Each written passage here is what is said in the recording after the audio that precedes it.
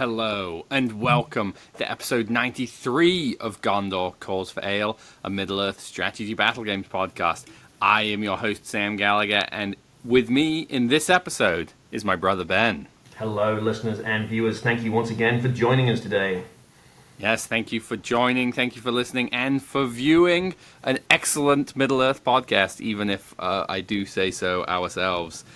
Which, speaking of excellence, Ben, let's get into the most excellent segment of Gondor Calls for Ale, or any Gondor Calls for Ale episode, which is, of course, the ale. So what are you drinking this fine evening, afternoon, morning? Well, Sam, for this fine episode, I have myself a Scythe Gauntlet Stout. It comes in 4 packs, and oh boy, does it pack a wallop. Excellent. Cheers. What about you? What are you drinking for this episode? Well, Ben, I'm having a Gwai beer, the Foam Lord. Nice. Delicious. A cheap and undercosted beer, I have heard. Yes, perhaps one that shows up whether you would like it to or not. Okay, before we get into the meat and potatoes of this episode, and before even I ask you what this episode's going to be about, I'm going to do a little, I'm going to do a little announcement. This is the second time we're doing this intro. We recorded it. I had a bunch of audio issues, and rather than releasing it with kind of choppy audio, we decided it would be better just to re-record and redo it. So you will notice the section from the intro into the actual content might be a little bit of an abrupt change, because most of the episode was totally fine, which is nice, and there will be some visible changes, Ben, where I will be wearing a different outfit and Ben will be drinking a different drink, perhaps. So, with that out of the way, we hope you can still enjoy the episode, even if it's clearly recorded over 2 different days. There we go. Announcement made, Ben. So let's go into what are we talking about in this episode? All right, Sam. So we are going to be covering my attendance to the Beacon, or Lighting the Beacons, which is an 800 OSBGL event held at Tista Minis a couple of weeks ago now. And I've got 4 games to go over, so I left our community content out of this episode. Quite a lot to cover this episode, but I do still have some cool hobby stuff, some armies on display from the event itself. Awesome. Well, before we go into those, Ben, given that you are attending a fair number of League events now, worth asking, is this a League 100? Is this a 200? Is this a 10? What's the range of numbers? So this is a League 90 event. It will be my second League event. The first one I went to was a 100 event, and one of the things I was trying to figure out today is how competitive, what is the difference between a 90 and a 100 event, competitively speaking? What lists are people bringing? How's it all going to shake out? Well, it will be interesting. You obviously know, so it will be interesting to see for us how competitive or not it is before we go into the event. So I'm looking forward to getting to know it. All right, so I just got 2 armies on display today. I thought this Rivendell army was pretty cool, so I took a picture of it on the display board. It's hard not to take pictures of armies on display boards. Well, this is Linden, surely, right? Oh, just kidding. Linden. I said Rivendell, I meant Linden. I know my elves. Not at all. So we've got Gil-galad, Círdan. Is that Eristor and Glorfindel? Not 100% sure. I didn't end up facing this list, but I did think it was rather nice. Very cool. Very nice. And the display board that deservedly so took home Best Army, Best on Display. I think we saw it before at the Battle of 2024-25, but I took another picture of it because it is just fantastic. Yeah, very nice. Very cool. And the back side of the display board is also painted, so when you're on the other side of it, the fortifications are just as well painted and attended to on both sides. So for our listening viewers or our listening listeners, this is Usurpers of Edoras in front of the gate, one of the gates to Edoras. So they've either, I guess, broken in, usurped it. A nice snowy board. It looks lovely. Yeah, really nicely well painted. And importantly, has Targ, so there you go. Correct decisions were made somewhere. Yeah, only a couple of Crebain. Yeah, very nice, friendly list. I think it's pretty thematic, actually. It's just got a good selection of things from the army list. The Rohirrim traitors are in there somewhere as well. Nice. And here we have my 800-point army list for the event. So I am bringing back the army of Gundabad, led, of course, by Bolg, the spawn of Azog. He's on the Felwag. He's leading 4 Gundabad Orc Warriors with shield, 4 Gundabad Orc Warriors with spear, and 1 Gundabad Orc Warrior with banner and shield. Additionally, he's got 2 Warbats, 2 Berserkers, and 1 big Gundabad Troll with scythe gauntlets. Warband 2, we've got a Gundabad Captain. He's got 6 Gundabad Orcs with shield and 5 with spear. And finally, bringing the numbers up, we've got a Goblin Mercenary Captain and 10 Goblin Mercenaries. Interesting. So, you had 3 slots in Bog's Warband, 1 in the Captains. Yeah. Yeah, I can get 1 more model in. You can, like, drop the 2 Berserkers for 3 Orcs. I was just thinking... You're exactly 800 points. Yeah. I was just thinking it might be worth dropping some number of those Goblin Mercenaries for,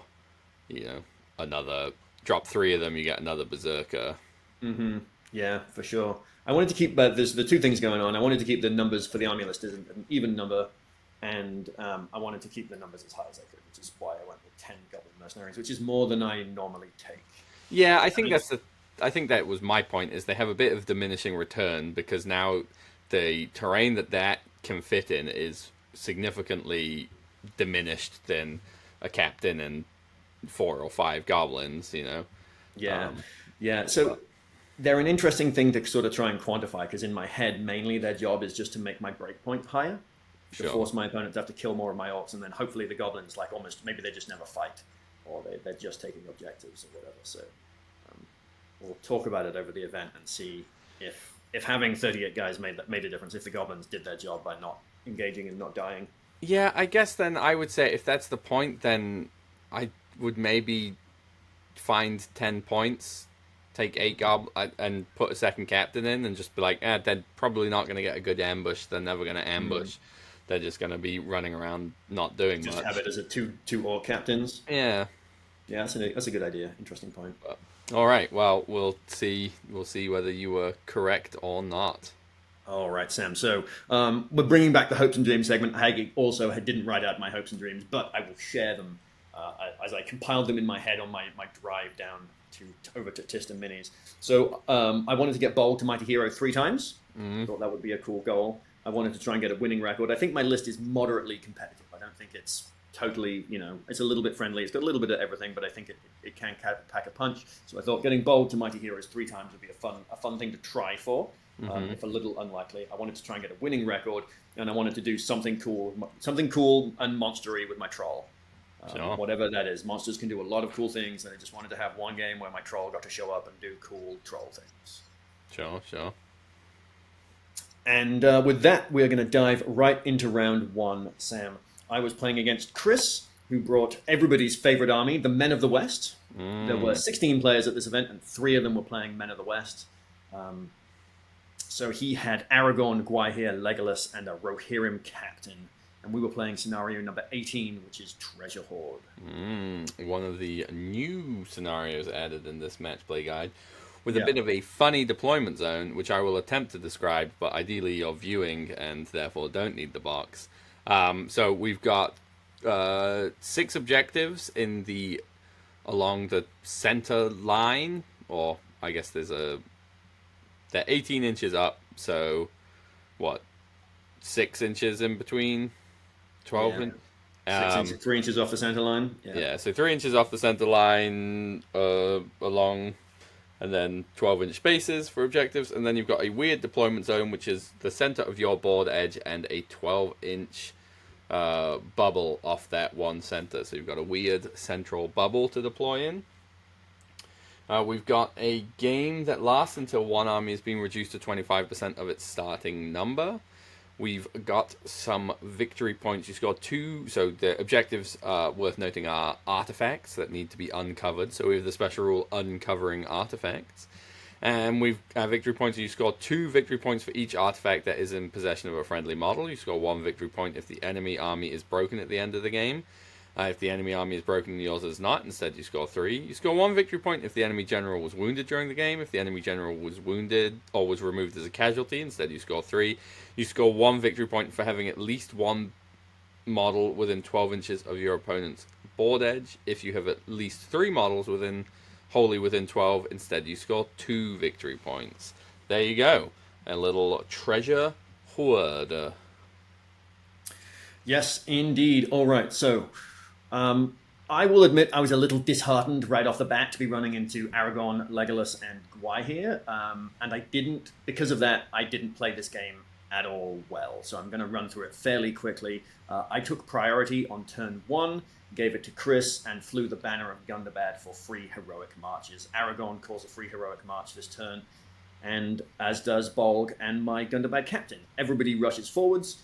Aragorn picks up one of the artifacts. Gwai here picks up one of the artifacts, and Legolas picks up one of the artifacts. 2 of my berserkers managed to pick up the artifacts on the 2 flanks, the furthest flanks, and my Gundabad captain fails his intelligence test and does not manage to pick up the artifact in the center of the board on my side. And as you can see, I've pushed Bolg all the way forwards because Chris moved first and Legolas moved full, and so he's not going to be shooting Bolg off his warg this turn. And where I put him, he is within charge range of both Gwai here and Legolas, and it's not a good spot right off the bat just to throw Bolg. You can see him there; he's like all the way forwards. I was just going to get stuck in right off the bat was sort of my idea. It was going to hit hard if I could charge into one of those 2, win the move off, and hit hard and take one of them off the table. Then I was going to feel better, and I'd also then have Bolg holding an artifact. And I don't know. I knew it was a long shot. Put him up there anyway, because I wasn't feeling great about this game. So Chris takes priority for turn 2, elects to keep it. My captain calls a move. He is within 6 inches of Bolg. Legolas also calls a move. I'm sorry, no, the Rohirrim captain calls a move. And the move off goes to... I didn't mark it down. I believe it goes to me. And I foolishly charged Bolg just right into Legolas. We're just going for it. We're just going right in at Legolas right off the bat.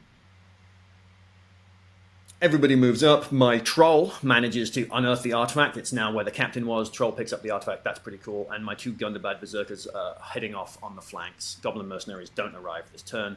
I am flying the battlefield-wide banner reroll this game. You can see in my deployment zone, or at least on my side of the board edge, there's this bridge here. One of my berserkers carrying the relic elects to spend mostly the whole game hiding from Gwai here underneath that bridge. He's the berserker under the bridge, holding the relic.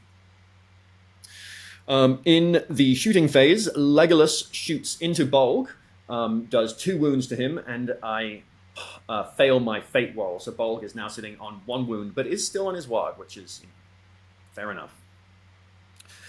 In the combat phase, Legolas strikes, Bolg strikes, and Gwaihir calls a heroic combat. Gwaihir's combat obviously goes first, and Gwaihir charges into Bolg. The strike-off goes to a tied fight, goes to an Elven Blade roll-off, and Legolas gets it on the Elven Blade. And Bolg is slain this turn as the first and only casualty so far this game. So like I said, I definitely just threw him away, didn't play it well. Was feeling defeatist about the game and didn't really try off the bat, which I do regret, honestly, because I think I could have done better, even if I was destined to lose, which I may not have been. Chris takes turn 3 priority, gives it to himself. My Gundabad captain calls another move. His Rohirrim captain calls another move. I don't recall who the move off went to. It doesn't really matter that much, because although I managed to win several fights this turn in the fight phase, I just cannot roll any wounds this turn. Gwaihir goes flapping off to track down one of my berserkers to go kill, which he successfully does. And the battle's lock. Aragorn has not managed to get in combat. He's sort of off on a flank, which I'm thankful for, but he's coming for my troll. But Chris is weirdly scared of Aragorn fighting the troll, which he just shouldn't be. He can just call for Frodo, outfight the troll, and wound it on 4s, and Aragorn really doesn't. It might take him 2 turns to chop through the troll unless it's trapped. But So I take 3 casualties this turn, and the Goblin Mercenaries do arrive. I'm definitely going to get some points, at least because they're within 12 inches of Chris's deployment zone. There is a ruin behind Gwai here in this picture, and the Goblins have arrived in this Osgiliath ruin. I take priority for turn 4, give it to myself. Aragorn calls a free heroic move. My Gundabad captain is out of might. Bolg is dead, so there is nothing that I can do about that. Aragorn and friends engage. But importantly, Aragorn does not charge my troll this turn. He just goes into the warriors. He ties up the troll and just goes into some warriors. My Goblin Mercenaries charge out of their covering position and charge into some archers. And we get some more fights this turn. Once again, I fail to do any wounds at all this turn and take 5 casualties. Chris takes priority for the next 2 turns and proceeds to chop through the rest of my army. I do finally manage to get 6 kills over the course of the next couple of turns, but this game goes to time, I think, and it's an 18-4 loss. I believe I've got still holding 1 relic and have got my guys within 12 inches of his back edge. I had one turn where, when Aragorn wasn't fighting my troll, I picked up a guy, I passed my intelligence test, I hucked the warrior into Aragorn. This was still when I was failing to do any wounds. I think it was on turn 4. Failed to kill the warrior that I'd thrown, failed to do a wound to Aragorn. Of course, knocked him prone, and then he won his fight and just stood back up. So yeah, that was my game 1. I'm a little disappointed in how I played, but it was fun enough. Chris was a great opponent, a listener of the show, so yeah, a good enough game, although not a particularly fun list to see across the table. Yeah, I mean, it sounds like you basically just threw Bolg away, which is sort of the thing you have in this list.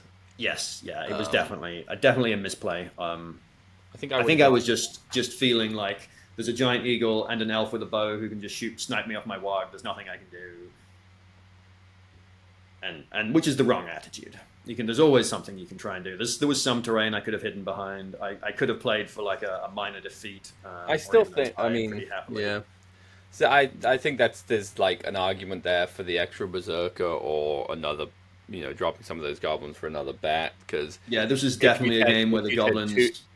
Because if you'd had an extra bat in that turn where you charged Legolas, I would put Bolg into Gwai here, trapped Gwai here with bats, and then also pin down Legolas. Yeah, definitely. You're definitely not wrong. Bolg getting 8 strikes into Gwai here, needing 5s. Like, he probably lives, but yeah, I mean, he can defense up and all, but yeah, sure. But you're right. You're right. I definitely wasn't the right play. Like I said, a little disappointed in myself, both in my attitude and then the way that I proceeded to play. But ho hum, we can only do better going forwards. One hopes. And there I've did a really bad job of going through my slideshow. So for round 2, I was playing against Jonathan, and we were playing Scenario 7, Capture and Control. All right. Capture and Control has 5 objectives in the 5 pattern of a dice, 1 in the center, and then 4 around it. We have a game that might end after a force has been broken. You score 3, and the deployment zone broken up into a 12-inch and a 24-inch deployment zone. Which you have to roll a dice for each of your warbands. So on 1, 2, 3, they must be deployed in their deployment zone wholly within 12 of the center. On a 4 to 6, it can be anywhere. So basically, it's if you want to be close, you're good to go. You score 3 victory points for each objective marker that's under your control at the end of the game. You score 1 victory point if the enemy general is wounded at the end of the game. If the enemy general has been removed as a casualty, you score 3 victory points. You score 1 victory point if the enemy army is broken at the end of the game. If the enemy army is broken and yours is not, instead you score 2. And then we have controlling objectives as our special rules. At the start of the game, all the objectives are considered to be neutral and do not belong to either side. If during the end phase of any turn, 1 or more of your models is in base contact with the objective, it becomes under your control. If during the end phase, both sides have models in base contact with an objective, then it returns to a neutral objective. There we have it. All right, so we were playing Capture and Control. I was obviously going to do well because we were playing on a Dol Gul door board, so I had the home field advantage. And I, as I said, was playing against Jonathan, who is a big fan of the show. He kept quoting Sam's favorite Baron of Dice line about his dice rolling sixes some of the time. And he was playing Fangorn with Treebeard, Merry, Pippin, Beachbone, Birchseed, an Ash, an Oak, and a Beech Ent. Excellent. So Well, 8 models. A difficult scenario for him, I think, given my numbers and maneuverability. well, while Ben, you mentioned the Baron of Dice and then didn't give us a sponsorship Leaving it to the best. Leaving it to you. thing, and then kept going. I will now awkwardly segue into talking about our official sponsor, the Baron of Dice, who makes beautiful hand-swirled resin dice with no microbubbles that have, in fact, the Gondor calls for ale guarantee to roll sixes at least some of the time. If you want to get yourself a set or sets of these beautiful dice, you can do that by following the link in the description of this episode and using the promo code capital G, capital C, capital A, also in the description of this episode, to get a discount and get some nice Lord of the Rings dice. So, there we have it. We can now move along into your game. All right, so Capture and Control has a deployment all the way up to the center line, which is where I deployed both Bolg and my Gundabad captain. The Goblin mercenaries remained in reserve. And I think Jonathan was feeling... sometimes it can feel intimidating to deploy like right on the center line, like right up in each other's faces, and he just deployed back a little bit outside of 6 inches just to give us a turn of maneuvering around. But because of the terrain, that essentially means that his trees are split up. So in the center of the board, a little further back, he's got Treebeard, Birchseed, who gets a free heroic move if I keep priority, and one of the Ents, I think it was the Ash Ent, the one that throws stones. And then out on the other flank, he's got Beachbone, who's got 3 might and no fate, and the other 2 non-hero Ents. And they are all the way up on the center line, but away from my army, tagging the left flank most objective. So we get right into the game. Jonathan takes priority for turn 1, and I fly the banner of Gundabad. He gives me priority, and my captain calls a free heroic march. Basically, we push forwards. Not a whole lot happens on turn 1. I am not punished for leaving my banner unprotected. You can see the tree there takes a shot at my banner, hits him, but fails to get the wound, luckily enough for me, and my banner remains on the table. Probably should have been squished by a rock, but luck prevails. Turn 2 priority goes to me, and I take priority. So we've pushed up our army, we've crossed the center line, we're walling off the center objective with orcs. We're just going to put a sea of orcs between Treebeard and the center of the board. And we're going to stack our orcs 3 deep in order to avoid barges. So they'll be trapped, but Treebeard's going to squish them anyway. Bolg, then, with Treebeard safely contained, Bolg goes off onto the flank and charges into 2 Ents. He charges into Beachbone and one of the other Ents over there on the flank. Brings some orcs with him who managed to pass some courage tests to peel the Ents out. And my Goblin mercenaries arrive and hide in a ruin in the center of the table, ready to jump out and grab objectives as necessary, but safe from the trees. I should note, too, that my berserkers are also hiding underneath that ruin, out of the game. In the combat phase, I've got priority, and I do what I normally do, which is save the interesting character combats until last, which is a mistake when you're fighting monsters, because one of the trees picks up an orc. I should say that I strike with Bolg as well this turn, so he's going to outfight the tree.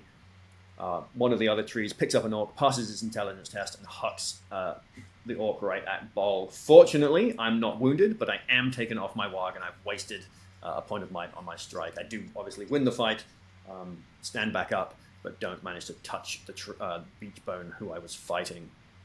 Treebeard has called a heroic combat and stamps his way through 5 orcs in the center of the board, along with the Ash Ent doing a little bit of work there. Important to note that Birchseed is behind both Treebeard and the Ash Ent, and there isn't enough room for his base to come forwards if he actually uses his heroic moves. So I was sort of quite happy with how bottlenecked the Ents were back there. That felt pretty good. And I've got my Gundabad troll over there, who doesn't really want to fight Treebeard, but does not mind fighting a regular Ent. He ties them in fight, and he's got a lot more dice to win each fight. Potentially 5 with a banner reroll. Turn 4 priority goes to me. I keep priority. we do it again. We tie up Treebeard. I believe my troll goes into the goes into the Ash Ent this turn. Passes his courage test. Birchseed gets a free move, but basically can't do anything with it because Treebeard and the other Ent are bottlenecked. And Bolg goes back into Beachbone and calls the heroic strike. This time I do the order correctly and get a couple of wounds on the Ent over there. Turn 5 is much the same. We do the same thing, and Bolg is finally able to kill Beachbone, and his Gundabad captain has also charged Beachbone on that flank, calls a heroic combat. So we've got Bolg striking, the captain combating, and I managed to kill 2 Ents in a row with Bolg this turn. So there's now only 1 Ent over on that other flank. I have a good turn elsewhere. The Ash Ent wins his fight against my troll, barges him backwards, goes into 2 more orcs and fails his combat, and Treebeard is only fighting 1 orc and squishes him. I believe he hurls him, and anyway, I take only one casualty this turn, which feels pretty good. Turn 6, priority goes to me. Bolg is fighting a tree in the woods in the middle of the board. Treebeard and the Ash Ent are pushing their way forwards. My troll fails his courage test to charge the Ash Ent this turn, and so is sitting out combat. And we take a couple more heavier casualties this turn. We take 6 casualties in the combat phase, but do manage to bring down the other tree in the woods. From there, we play out 5 more turns. Jonathan wins the rest of the priorities. I won the first half. He wins the second half of the game. But essentially, there's not a whole lot you can do. You can see from this shot, the tree that Bolg is fighting in the woods is about to die. Bolg is hiding in the woods so that he can't get more orcs thrown at him. Treebeard manages to stomp his way up the board. Birchseed starts moving off around the left-hand flank, and then all my goblins run out from the building that they've been hiding in and steal the objective that the Ents had been protecting. As Treebeard and the Ash Ent move towards the center of the board, I actually put my troll behind them so that now they have to go through the troll in order to get back to that objective. So I'm just using it to block the board because it's got a big 80 mil base and it's great for blocking the board. Birchseed decides that he doesn't want to fight through. He kind of can't. I've got enough goblins over there that it's going to be really hard for him to fight back to that back objective. So he starts pushing around to the flank where Bolg has been slaughtering the other trees. And a couple of turns later, Bolg is able to go into Birchseed, kill him. Treebeard bashes his way towards the center, gives up on the center objectives because there are still too many orcs there, and pushes his way all the way onto the right objective where he drops one of the hobbits. I believe it's Pippin that he drops, who tags the objective, and then Treebeard starts hoofing it towards my back objective. But fortunately, I've got bats, I've got goblins. The goblins are also I've got berserkers, and 2 of my bats dive in on the objective and kill Pippin and take the objective back. So Treebeard then has to turn around and stamp his way back to that right-hand objective. And he manages to claim it back. At the end of the game, it is a 13-4 victory for me, with only Treebeard and Merry remaining on the board. So a fun game. I'm pleased with how I played this one. It felt much more relaxed, mostly because I wasn't stressed about it was going to be an easy game to win. It's a good scenario for me against the Ents, and the fact that the Ents were split up for most of the game made it much easier on me. Yeah. And there's the board position at the end of the game, or towards the end of the game. That last Ent did go down. All right. So 1 for 1 going into round 3. Yes, going and still no mighty hero. So we're obviously not achieving my mighty hero 3 times. You can't get it against the Ent. You can get it against the Ent if Bolg tables the entire army by himself, because there's exactly 8 of them. Well, if Merry and Pippin both get off. What's that? I said if Merry and Pippin both get off the Ents, off Treebeard, right? Yeah. Or is it 8 with them? Is it 6? It's 8 with them. Gotcha. Yeah, of course.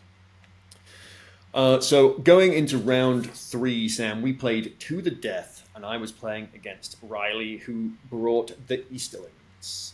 All right, to the death scenario 2, a classic scenario with 12-inch deployment zones. A game that lasts until one force has been reduced to 25% of its starting number.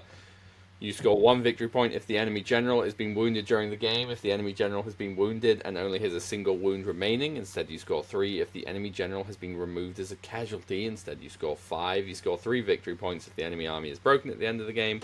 The enemy army is broken and yours is not. Instead you score 5. You score 2 victory points if your opponent has no banners remaining at the end of the game. You score 1 victory point if you have at least 1 banner remaining at the end of the game. If you have at least 1 banner and more than your opponent, instead you score 2. You score 3 victory points if the enemy army has been reduced to 25% of its starting models. And you score 1 victory point for each enemy hero that has been removed as a casualty, up to a maximum of 3. Awesome. So Riley's army was the cool Easterlings. He had Amdur, a dragon knight, a captain, and a war priest, and a bunch of guys. He had, I think, 40 odd models, maybe. Nice. 6 of them were cataphracts, which was something he'd been playing around with, but I don't know that he was feeling that he was getting the most use out of them. 6 is kind of a lot of cataphracts. They don't hit that hard. They fight 4 cavalry. They do knock you down, but they don't have any bonuses to wound or strength or anything. Great running into shooting lines though. Defense 7 if you're in base contact. That's true. That's true. They are tough, heavy cavalry for sure. And we were playing on I don't know, a kind of maybe an Easterling-ish board. There were some big rocky outcroppings around and 4 huts in the middle of the board that I decided I was going to turn the huts into Fort Gundabad.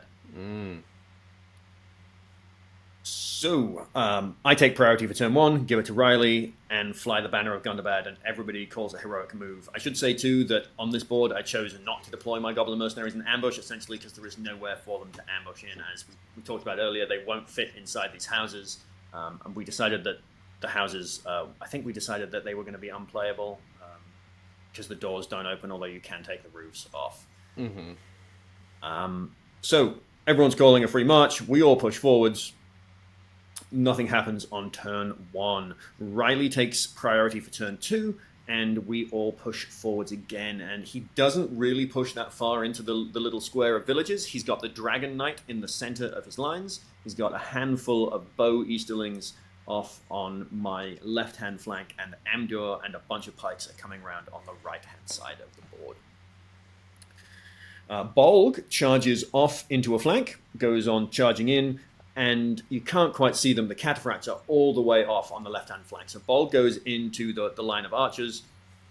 He brings some berserkers with him to cover his flanks. There we go. Brings some berserkers with him to cover his flanks. The troll pushes into the village to really claim it for Gundabad. Most of my orcs, because the troll is too big, like it's just the troll fitting between those buildings. You can basically get one orc next to him and the troll going between those 2 houses. So a couple of orcs are going to accompany the troll going into the Dragon Knight next turn, but the rest of my orcs are going to wall off Amdur and his friends from killing my troll. And the goblins are hiding in the back, trying not to die. My warbats jump into the cataphracts because my plan is to call a heroic combat with Bolg and then go into the cataphracts, because the thing that I'm honestly most stressed about with the cavalry is them just countercharging Bolg every turn and negating my cavalry charge. It's going to slow down my quest to Mighty Heroes. So I thought there were 4 of them over there. There are 3 of them on the other side of the board. Going to do this big riding pincer maneuver and go eat my goblins later in the game. I thought I'll just get rid of some of them this turn. So Bolg calls a heroic combat this turn, has to spend a point of might to win his fight, but does get his first 2 kills and then goes into 2 more of the cataphracts, but only manages to kill 1 of them because they're defense 7. Actually, it doesn't make a difference. It's because I didn't roll well. But also because they're cavalry. It was a bit of a gamble to throw Bolg into cavalry, right? Because he doesn't knock him down. But I did just want him to go away. So Bolg on 3 kills this turn. We've got another combat somewhere else on the board. I believe it's my Warbat manages to kill another one of the cataphracts. So now there's only 2 cataphracts over there. Riley takes priority for turn 3, and my Goblin Captain calls a move. His captain calls a move. And unfortunately for him, the move off goes to me, and my big troll is able to charge on into the Dragon Knight. My Gundabad captain charges into his captain, and that's all there's room for, because the houses are tight. On the other flank, my orcs just hold the line.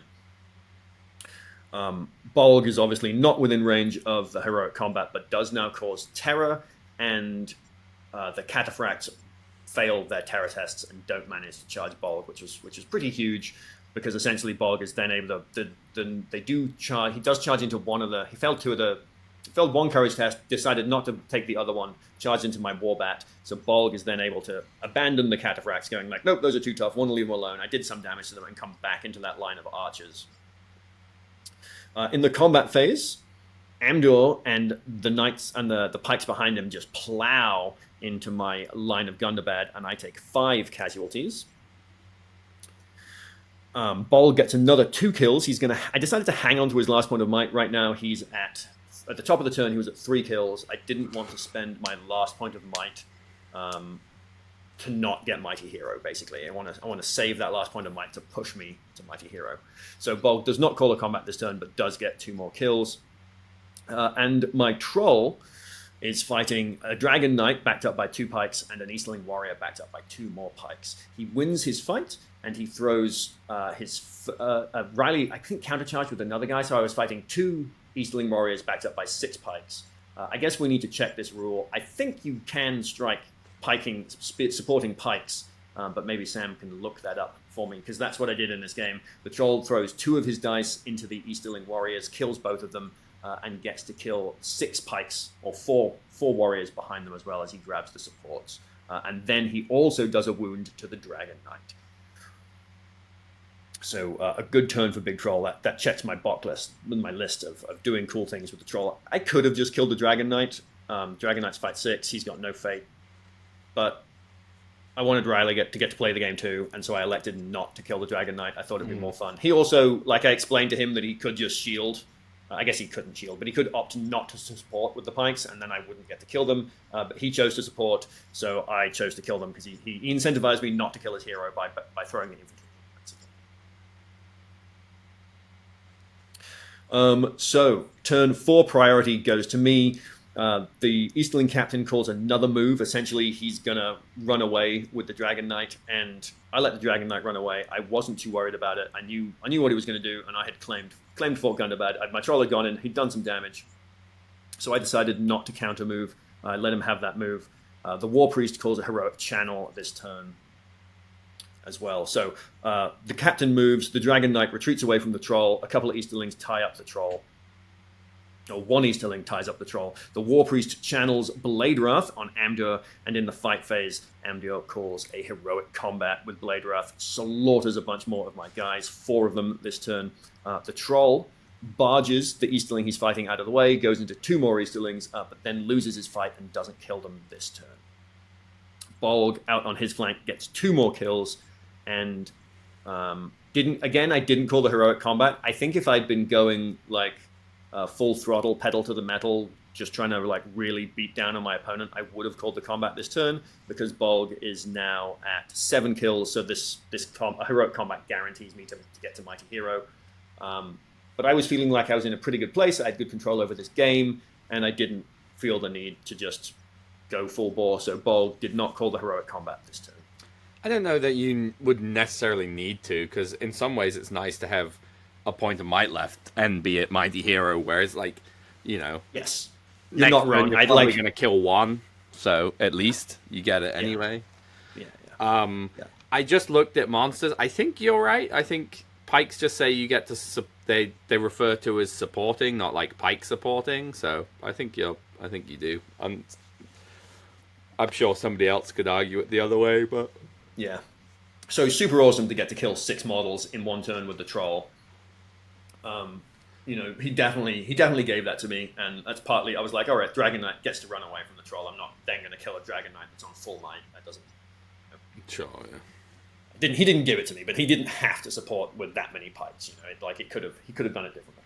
I mean, he could have. I wanted everyone to get to play this game. This game was turning into the game that I wanted to play at the tournament, which was like fun, friendly. Everyone's killing guys. My troll's killing guys. Bolg's killing guys. Amdor's over in the corner slaughtering his way. I guess the Dragon Knight didn't have to kill him. Dragon Knight had to run away from the troll, but Amdor Blade Wrathing through a bunch of guys. All right, so moving on. Turn 6. I take priority.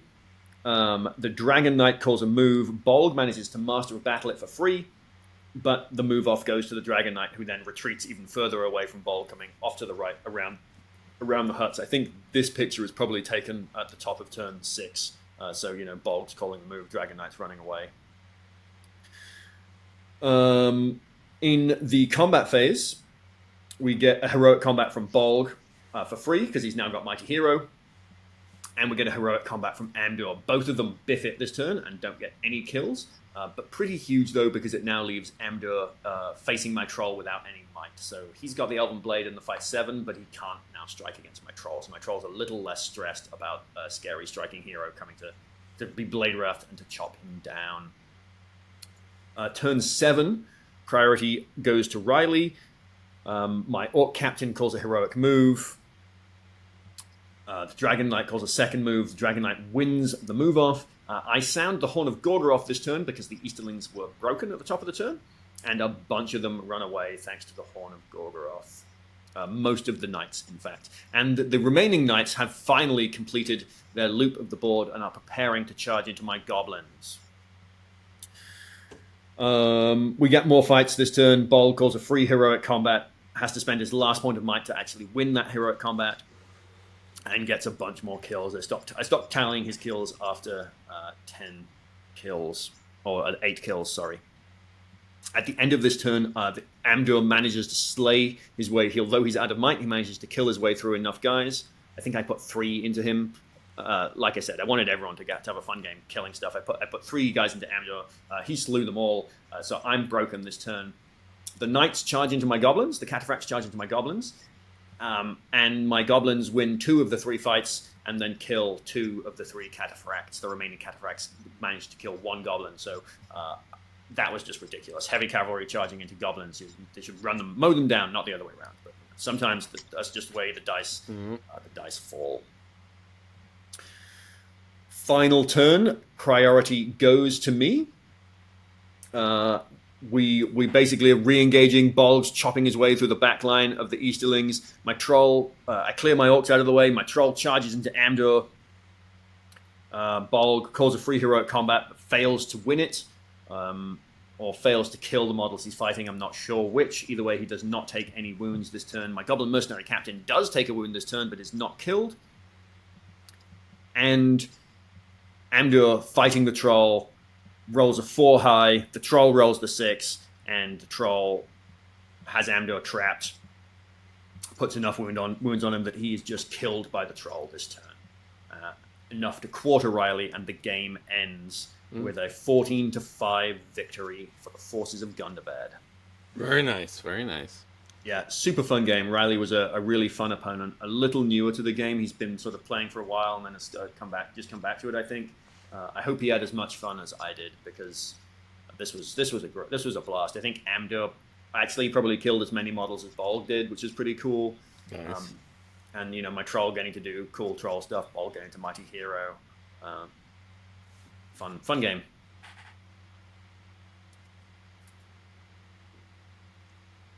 All right, so 2-1 going into the final round.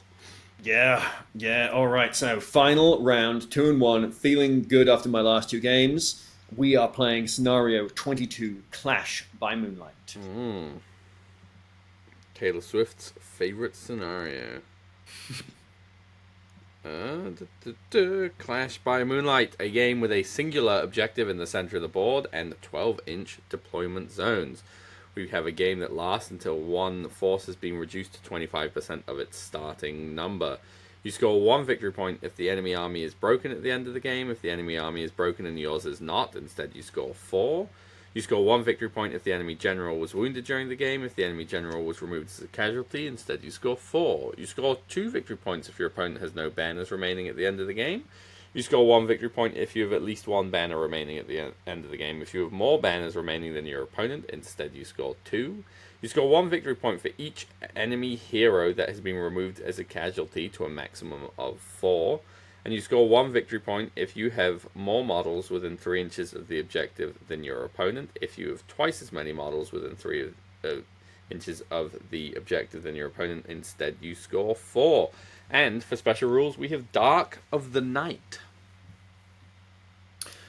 It's funny looking at this deployment map. If you see the center objective, it's got like 2 pieces of terrain bracketing it. Because we were playing on this awesome Khazad-dûm board, and most of the Dwaradelf boards, the columns, they're like sort of about that big in cross section. Maybe they're a little bit bigger. These things are massive. They're like nice. they're like huge. They look like they're actually holding up a mountain. A super cool board. And before I get too far into the game, I will say that my opponent Jacob was also playing Men of the West. He had Aragorn and Gandalf, both of whom mounted. Gandalf, of course, accompanied by Pippin and a banner in Gandalf's warband. And I didn't do a good job of taking pictures of this game because I was playing the game pretty intensely. I couldn't decide at first whether I wanted to rush into this choke point in the center of the board or whether I wanted to sort of play with Bold, try and play around with Bold's fell sight. Again, there was nowhere for my Goblin Mercenaries to ambush, so their job was just going to be to hide in the back and hopefully not die. And after humming and hurrying, I decided that I was going to go into the choke point. So turn 1, everybody calls 3 heroic marches. Bold marches. My 2 captains march. Gandalf calls a heroic march. Aragorn calls a heroic march, and Gandalf makes himself terrifying using a point of Pippin's will because he doesn't have the staff in the Men of the West. Turn 2 is where I make my decision. I take priority. I give it to Jacob. He moves into the choke point, but stays back a little bit, and I decide, you know what? Screw it, we're going into the choke point. So I push into the choke point as well. We are now equidistant from that center objective. We both marched. He didn't march this turn. He just moved forwards, and we're going to be fighting. We've got this whole board to play on, but nope, we're going to be fighting in this like center 12 inches of the whole game. And I like fighting in choke points, so I decided it's something that I'm good at, and it takes a lot of the maneuverability of Gandalf and potentially Aragorn out of the game. Also, potentially Bold could also suffer the same problem, and obviously you can see that my troll ended up in the back, behind the battle lines, doing nothing for a large chunk of the game, which was one of the reasons why I was thinking about not fighting in the choke point. I have this theory about monsters, though, particularly when you're fighting big heroes. I think one of the important things about monsters is timing. So in my last game that I just played, round 3, the troll's timing was to smash in and do damage like right off the bat. Here, where Aragorn is floating around and can probably just one-turn that troll if it's trapped, the troll doesn't mind waiting a little bit and seeing if he burns resources doing other stuff, and then it can potentially go into him when the battlefield is a little more clear. There are less guys to trap it, less of my own guys to trap it, less of my opponent's models to trap it, and also maybe Aragorn will have less resources when he comes to fight the troll. Who knows? So the troll is spending the first chunk of the game not fighting. So turn 3, I win the roll-off for priority. I give myself priority, and we get stuck in. Bold charges in. He's all the way on the left-hand side against one of those columns. Aragorn's in the middle of the board. Gandalf's in the middle of the board. That's okay. We pass enough courage tests to not trap Gandalf, but to get a couple of guys. I think just one orc into Gandalf. I figured he wasn't going to call him a combat with Gandalf, and there's also not a lot of places for him to go. And then I surrounded Aragorn with 5 orcs or 4 orcs, more than he could kill, so he's not going to call a combat this turn. This is one of those moments, though, where I realized that I didn't actually want my goblins in the back rank. I didn't want to feed orcs to Aragorn. I would much rather feed goblins to Aragorn, because he kills everyone on 4s. I'd rather not have my defense 6 guys just dying. But whatever, goblins are in the back, that's fine. In the combat phase, Bold calls a heroic combat. I should say, too, that we got a move off this turn. I called a move with my orc captain. Aragorn called a free heroic move. Move off went to me. Good. So Bold calls a heroic combat, kills 2 guys, goes into another 2 guys, kills those as well. So he spent a point of might, got 4 kills, and is feeling really good about that. He's also nicely on the flank with a good wall of orcs between him and Aragorn. So even if I lose the next move off, I'm not eating Aragorn or Gandalf to the face. Oh, I forgot a very important thing that happened in turn 2. Gandalf calls a heroic channel. This is a couple of turns ago, right before the battle lines lock. Calls a heroic channel and throws a sorcerer's blast into Bold with one of his own points of will. So he's now out of a point of might. He's used all of Pippin's resources. Throws a blast into Bold. I decide to throw 2 dice at it to resist, and resisted on the 6. So Bold resists the blast and gets the might and gets the will back, which was huge. Definitely worth going back to mention that. So back into turn 3, Bold gets his 4 kills, Aragorn gets 3 kills, Gandalf gets a couple of kills, and one of my orcs gets a couple of kills. Either way, we both kill 5 models this turn. So a bloody round for everybody. Important to note, though, Aragorn did not get the 6. Something to be said for clogging him with a bunch of guys is he did not want to lose that fight, so he has to spend a point of might from his store to win that roll. This is a turn where I flew the Banner of Dol Guldur and completely forgot to roll any of the 6-up saves. So who's to say if I could have saved one of those guys, possibly. Angmar, right? Sorry, Banner of Angmar. You are correct. Not often wrong. All right. So turn 4 priority goes to me. We get another move off between Aragorn and this time my Goblin Captain calling a move. He's pushed up a little bit forwards. He's in a useful spot. He's not going to go anywhere, but he gets the whole battle line, and that's what's important. Aragorn wins the move off. Gandalf spends a point of will to transfix Bald, gets it on a 6, and I decided not to try and resist, so Bald is transfixed this turn. But as previously mentioned, there's a wall of orcs between his heroes and my guys, so he's not going to eat a hero to the face this turn. He does get countercharged by a warrior of Minas Tirith.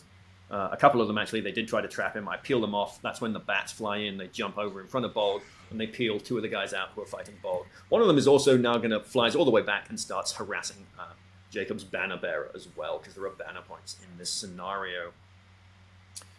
Once again, Aragorn charges into a bunch of guys. I countercharge with a bunch of guys. I think 5 are around him this time because he got the charge. And in the combat phase, I get 3 kills and take 4 casualties. So Aragorn won his fight, killed 3 guys. Gandalf killed a guy.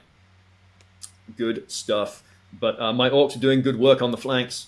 Those Strength 4 Gundabad orcs were really doing their job. And just because of the way the battle lines were shaking out with Gandalf and Aragorn and all the big bases and stuff, he wasn't able to stay in shield wall for much past like turn 3. So wounding on 5s was huge. Like he'd win fights and need 6s, I'd win fights and need 5s. And my warriors were doing glob's work, as they say. Turn 5 priority goes to Jacob. He takes priority. And I call a move. My Orc Captain spending his 2nd point of might. Aragorn spends another free point of might to call a heroic move, and the move off this time goes to me, so alternating those back and forth. That's pretty nice.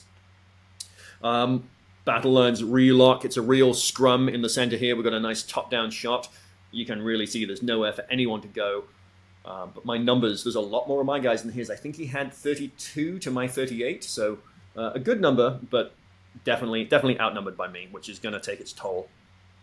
In the combat phase, Bald calls a heroic combat, has to spend a point of might to win that fight, gets 2 kills, goes into another 2 guys, gets another 2 kills. So Bolg is now on 8 kills, but has spent all of his might getting there. But like I said earlier, don't really mind spending that last point of might if you're going to get Mighty Hero. That feels pretty okay. I should say, too, that during all of these move-offs, I have been rolling Bolg's Master of Battle. He has not triggered a single Master of Battle yet this game, but I have been rolling it. In the combat phase, I get a total of 5 kills. Jacob gets 4 kills. Aragorn, once again, has to spend another point of might to win his fight, so he's down to 1 in his store. Turn 6, priority goes to Jacob. My Goblin Captain calls a move. Aragorn calls a free heroic move, and the move off goes to Aragorn. Gandalf spends a point of will to transfix Bolg. Bolg throws a point of will and gets the resist on a 5. I think Gandalf got the spell off, the transfix off on a 6. Anyway, Bolg... Oh, no, that's right. Gandalf got the transfix off on a 3. He gets a reroll once per game in the Men of the West. He gets to reroll one of his spells. He rerolled it into a 1. So spent a point of will and then didn't get the transfix off, so I did not have to spend my will. I thought it was every turn he got a reroll. Well, double check that. Jacob would love it if it was every turn, I'm sure. I thought that was the trade-off, but I could be wrong. All right, in the combat phase, Bolg calls a free heroic combat. Yeah, Gandalf may re-roll a single d6 in any casting roll he makes. Oh, well, he only did it the once, and that was the result. I mean, I guess if you're throwing 1 dice, like 1 will at most things, and you cast it, you're probably not going to be re-rolling it. Yeah, if you roll a 4, you probably don't want to re-roll it. I'd potentially re-roll 3s, which is what. Sure, if you have a transfix that goes off on a 3, you do run the risk, obviously, of it not going off, but. Yep. This is not a turn that goes particularly well for me in the combat phase. Bolg calls a heroic combat. He's only fighting 1 model because of I lost the move off. He does kill that model. he's only able to go into another one. He does get that kill as well. So I get 2 kills this turn. Elsewhere, Aragorn, Gandalf, and the Warriors of Minas Tirith get 6 kills this turn. I have once again, though, clogged Aragorn with enough bodies that he's not calling a heroic combat, although that would have been his last point of might. Turn 7, priority goes to me. Aragorn calls a free heroic move. Bolg manages to master a battle. This heroic move gets it for free, but the move off once again goes to Aragorn. Battle lines relock. Gandalf spends another point of will to transfix Bolg. Bolg spends his one of his 2 will and gets the resist. So he's resisted it, but is now down to 1 will. In the combat phase, Bolg calls another heroic combat. And sorry, my notes are a little confused here. So what happens, actually, is Gandalf calls a heroic combat in the combat phase. Bolg gets it on the Master of Battle and is able to charge into Gandalf. And this was one of those moments, I think it's probably right around here, the 2 Warriors of Minas Tirith are not there blocking Gandalf from Bolg. And this is one of those moments when I rolled that, Jacob was like, shit, I shouldn't have called that combat. But Bolg gets the combat for free, because he's out of might, right? He spent his mighty hero on the move. Bolg charges into Gandalf in the combat phase and kills Shadowfax this turn. Also taking a point of I didn't take any fate off Gandalf, but I did kill Shadowfax. I rolled pretty badly on my wound roll. But I think he went through all of Pippin's fate and Shadowfax's fate, and then Shadowfax was slain. So not too bad. Gandalf off of Shadowfax is pretty good.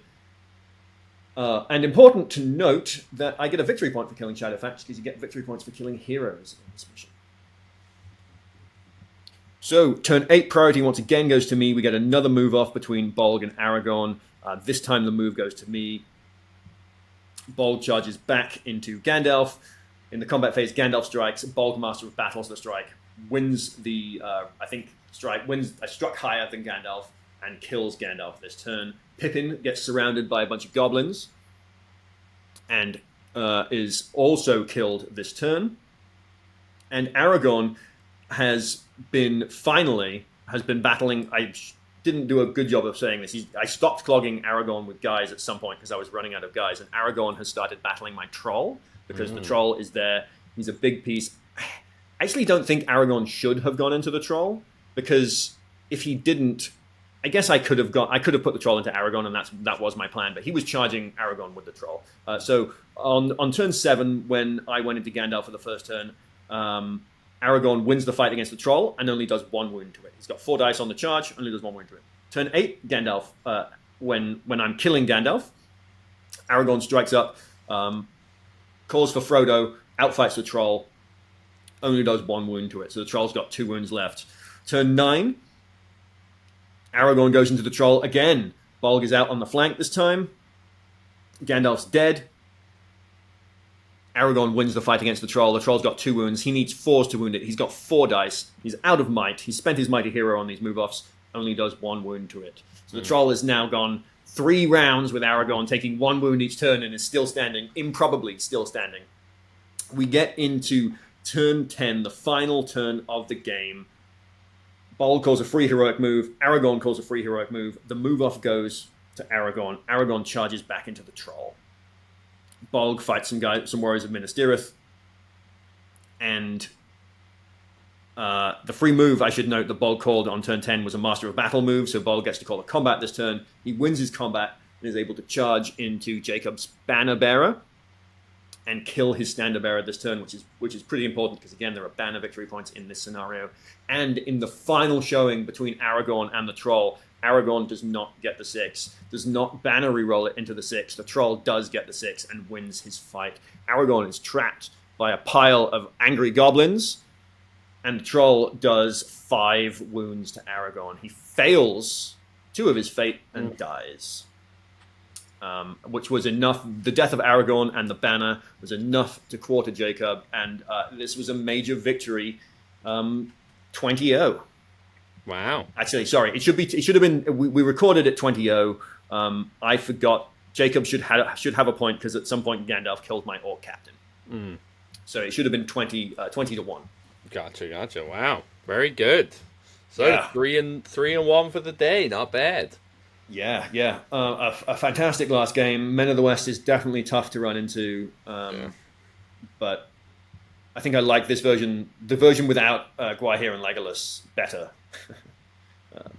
To play against. to play against. I think I'd rather play into Gandalf and Aragorn than Yeah. Gwaihir and Legolas. Yeah. Yeah. Fair enough. Yeah. I mean, we've said it. Gwaihir needs to be about 100 points more. Or at the very least, it needs to be you have to take Gwaihir, and like if you take Gwaihir, you have to also take 2 eagles or something.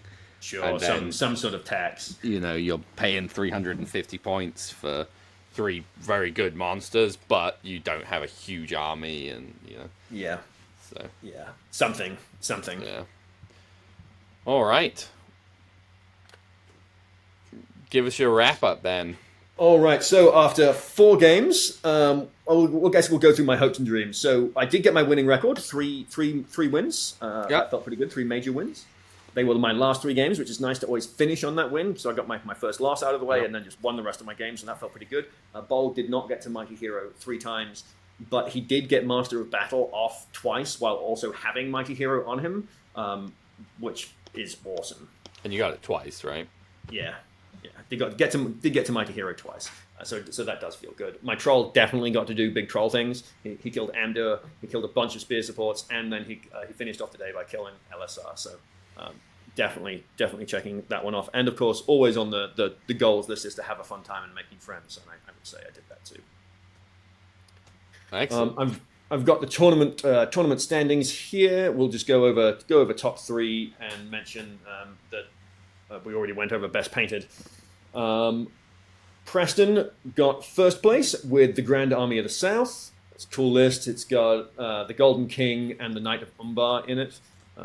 Pretty scary to run into. We've got Paul coming in second with the Bjornings. Bears still have teeth, even at 800 points. You've got to watch out for them. And Steve came in third with the Men of the West. This was Aragorn, Gandalf, and Gwaihir Men of the West, which is an interesting one, I think. I don't know that I've seen that build before. I just want to point out, too, that in 4th place was the Ride Out Legendary Legion, which is cool to see that doing so well, because it's a weird one. Nice. Where did you end up? I was 4th place. You just said 4th was right out. No, 5th. Did I say 5th? 4th was right out? I meant, sorry, 5th was right out. Yeah, I was in 4th place. The margin of victory between me and 3rd place, which I'd obviously count down to tiebreakers, was only 3. So it's very close between 3rd and 4th. The gap between 4 and 5, I had a margin of victory of 24. 5th place had a margin of victory of 7. So, Yeah. a bit different there. There you go. Well, not bad at all. Yeah, a very fun event. Nice to make new faces, and definitely had a fantastic time playing Bold. He's a good time. Did you? The troll was good as well. Did you feel like there was a notable difference in how competitive people were or the lists were from the 90 to the 100? No. I talked to the community, and essentially they're the same. Which is what I mean. Obviously, I ran into 2. We were almost 25% Men of the West at this event. 3 of 16 players. Yeah. Although there were definitely people playing more fun stuff too. I mean, I guess it always runs the gambit a little bit, but the consensus was no one's going to be frowning down their nose at you if you go full bore at a 90 event. Which I was like, okay, good to know. Well, yeah. I mean, disappointing to know, I would say, but yeah. Then, what's the point? Yeah. Right? Why? Let's have 100s and 80s, and Yeah. Why grade them? I mean, I assume it's graded so that your league can be more accurate at who's the best. Sure, maybe there are less people, so it's worth less points or something. Yeah, but it's But that's my whole complaint about leagues is I think it pushes competitiveness, no matter what you set your event to realistically, because you're still dealing with people, and unless you have an event where the TO's got first refusal on every list and is really really pushing for it, then you're just still gonna have you're still dealing with people who want to win. For sure.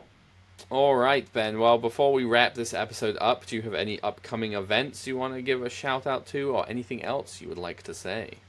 Well, I can say that the next episode, I've already gone and been to the event, but that will be coming out soon, or possibly we will be covering Sam's event. We will be covering in the Sam's future, event. Events that I'm going to will be Winter's Wrath, which is on December 6th in Hamilton, Ontario. So looking forward to seeing folks there. And nothing currently scheduled for the new year, although I know there are things on the calendar. I just haven't signed up for them. Cool. What about you? Anything on the horizon? Nope, nothing for sure. There are about 1 million events on the 6th of December, but I won't be going to any of them.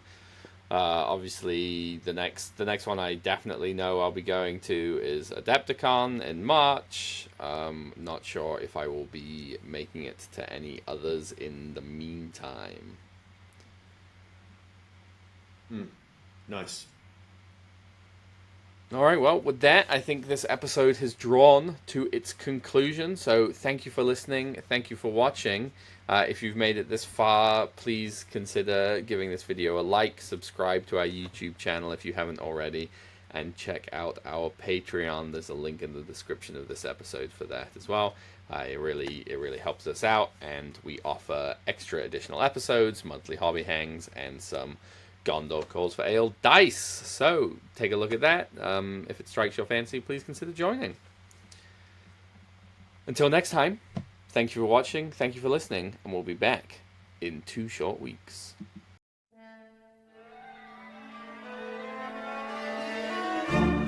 Thank you for listening to Gondor Calls for Ale. We hope you have enjoyed this episode.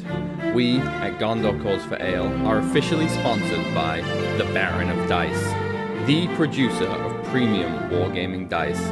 These beautifully hand-swirled resin dice have no microbubbles and are therefore perfectly balanced. With over 3,000 variants and unique designs, nearly every tabletop gaming system is represented. So check out the description of this episode for a link and a discount code. Go buy yourself some new dice and let the good times roll. We at Gondor Calls for Ale are not associated with Games Workshop, New Line Cinema, or the Tolkien Estate. We hope we have not misrepresented or offended anyone. These recordings are strictly recollections of games we've played and are not commentaries on the character or competence of our opponents. They are intended purely for entertainment, and we hope they will be taken as such.